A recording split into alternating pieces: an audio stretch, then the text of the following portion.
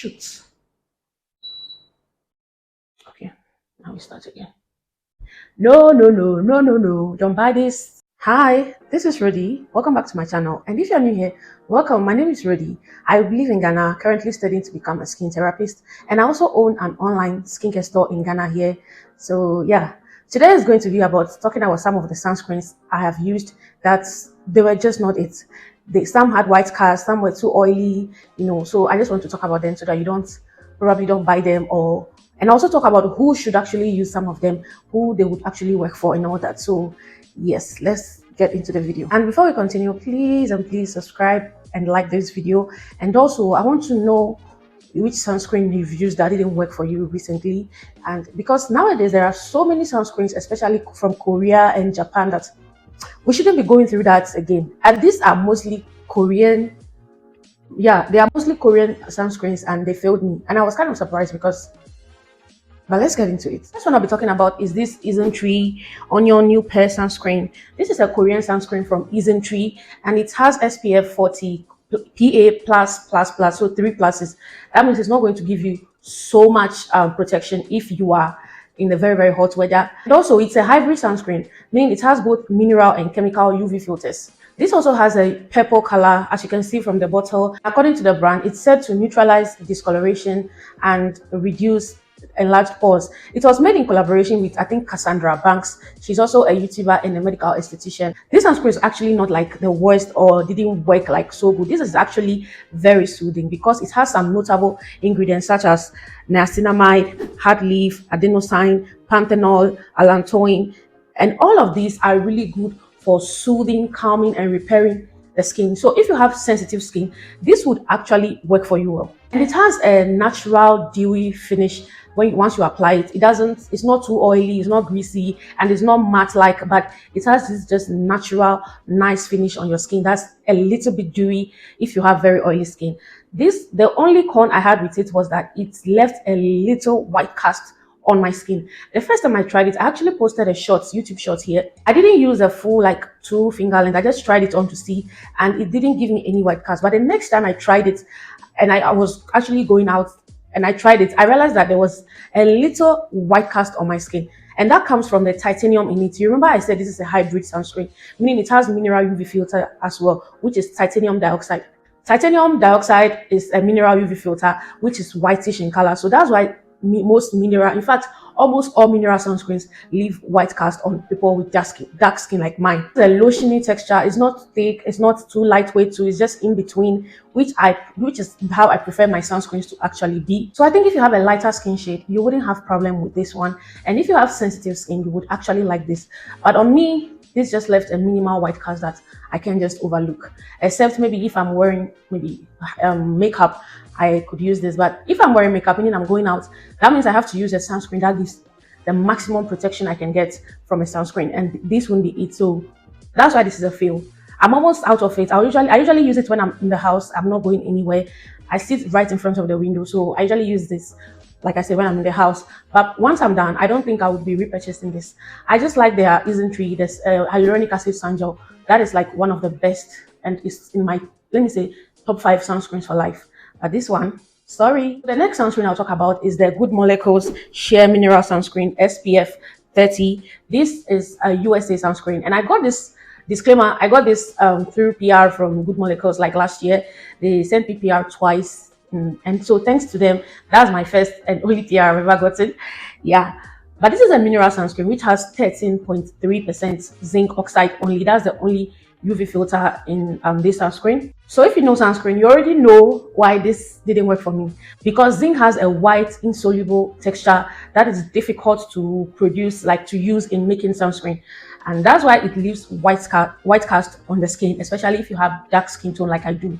Even though the white cast was not as severe as I've seen before in mineral sunscreens, but there was still a noticeable white cast when I applied it. And this is just SPF 30. I don't mind SPF 30, especially I have dark skin.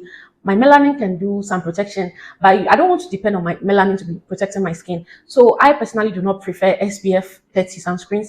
And when I'm going out especially, I like sunscreens that have SPF 50 plus, and if possible, they are water resistant. And this just didn't make the mark at all. And Even upon that, it left a white cast, which I kind of expected before trying this sunscreen. But I like that it had a lightweight texture, which is not common in mineral sunscreens because of the way zinc is, like I said earlier, it's difficult to use in making sunscreen. So they have to make the texture of the sunscreen thick. But this is actually lightweight, which I liked. I liked it, and it gives a natural finish once we applied it. It's not greasy like most mineral sunscreens do. I've tried like a couple and they were just horrible, but this wasn't like that way. I actually like the finish of this on my skin, honestly. It's just the white cast. And also it has this smell, I don't know, like an essential oil kind of smell, even though it's not listed in the inky list of this sunscreen, but it feels like there is this perfume, fragrance, or essential oil in it, but it didn't list it. And some of the notable ingredients it has are bisabolol, glycerin, sodium hyaluronate, aloe leaf juice, tocopherol, ethyl ferulate, tetrahexyldecyl-oxcobate, acetylglucosamine. All these are known to soothe, hydrate, and brighten up the skin, which I like that they added to this. This one is actually a Japanese sunscreen, and I think this is the only Japanese sunscreen in this sunscreen field, and it's from Omi. It's called Verdio UV Moisture Gel Sunscreen. This is another hybrid sunscreen that has titanium dioxide also as the mineral UV filter with other chemical UV filters. And this actually gives a matte finish, making it perfect for those with oily skin because it has silica in it. Silica is an ingredient that's kind of like gives the skin a matte finish. That's why it's used in beauty products. So if you have oily skin, this would have been perfect, except it left a minimal white cast on my skin as well. And I also like that it comes in 80 grams and has a SPF of 50 plus, PA plus 4 pluses, which means you are getting good protection from this sunscreen. And honestly, when it comes to Japanese sunscreens, I feel like they give one of the best UV like protection. They are mostly water resistant and sweat resistant, and they give long lasting protection than, let me say, Korean sunscreens. Yeah, it's difficult to find a water resistant sunscreen when it comes to Korean sunscreen. And this has notable ingredients such as tocopherol, skullcap root extract, and glycerin. Skullcap root extract is actually very soothing on the skin. It's one of my favorite ingredients in skincare products, and I actually felt that effect because this sunscreen didn't irritate my skin in any way. It actually applied kind of like a moisturizer, and I like the finish. Like I said, it gives a matte finish, but it's not that super drying like finish where your skin feels so matte that there is no hydration on your skin. This felt like so nice on the skin, but the only issue, like I said, is that it gave me a minimal white cast, and that came from the titanium dioxide. It has a lotiony to gel-like texture that most Asian sunscreens usually have. I don't know how they do this, but they formulate mostly their sunscreens in that way that it's not a complete gel and it's not a complete lotion. It's like in between. And I usually prefer that kind of texture when it comes to sunscreens because they apply super quickly. But this one even though this one applies quickly too, and it absorbs into the skin quickly, it gave me white cast. It gave me a minimal white cast, which is kind of manageable.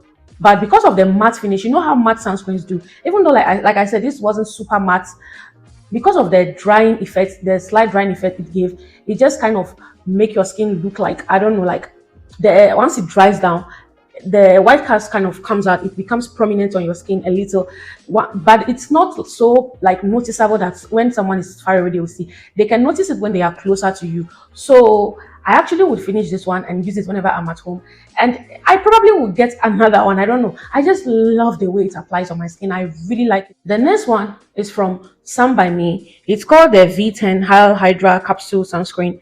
This has a gel texture, and it's quite difficult to find sunscreen with a gel texture, and it has capsules in it. When you press it out, you will see that it has these tiny capsules in it, and these capsules are infused, and they are infused with hyaluronic acid and a lot of other active ingredients that are nice on the skin. It's also SPF 50 plus, PA plus, that's 4 pluses. My only issue with this, I would have loved this honestly, but it's too greasy. This is a gel sunscreen. It has a gel-like texture, so I was expecting it to just, get absorbed into the skin and give you like this nice, very lightweight sunscreen that would be perfect for oily skin, but that is not the case. This is so oily. It's super greasy. If you have oily skin, don't even go near the sunscreen. You will be looking like a grease ball. Another con is that it has this citrusy, fruity scent that I do not like. I do not mind fragrances in my skincare product. In fact, I actually like it because I like the experience of using a product and it's smelling nice. But with this one, I don't know. It's just too much. It's too much. It's kind of like you are applying a fragrance on an actual fragrance on your skin. So I don't understand how this will be meant for sensitive skin. And also when I applied it, this was giving me just some tingly feeling that I didn't like at all. I just didn't like it. And how can you say this is for sensitive skin when it has alcohol and fragrance in it? Like how? I don't understand it. This was such a big like letdown for me. And they also have other like sunscreen in this range. I didn't even bother to try it because I didn't bother to try them because I'm like, I didn't like this one. I don't want to take another chance trying those ones and not liking them and just having them laying around. I hate wasting products. Sunscreen in this video, because the next one I'll talk about is a sunstick, not a sunscreen.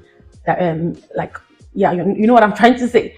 It's from Kaine. I think that's how you call it.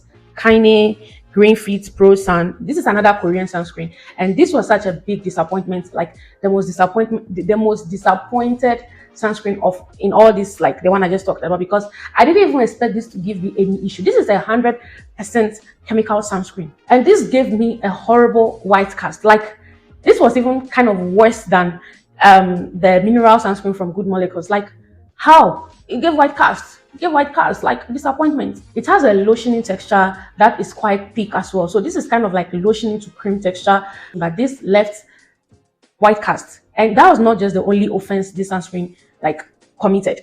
Aside from that, it starts peeling, it starts balling up and peels on your skin, and it's so irritating. I don't want to curse in this video. It's so effing irritating on my skin because this has notable ingredients such as green tea extract, tocopherol, ectoin, hyaluronic acid, panthenol, and allantoin. Like how can you have all these nice soothing ingredients in this product and it still like irritates my skin?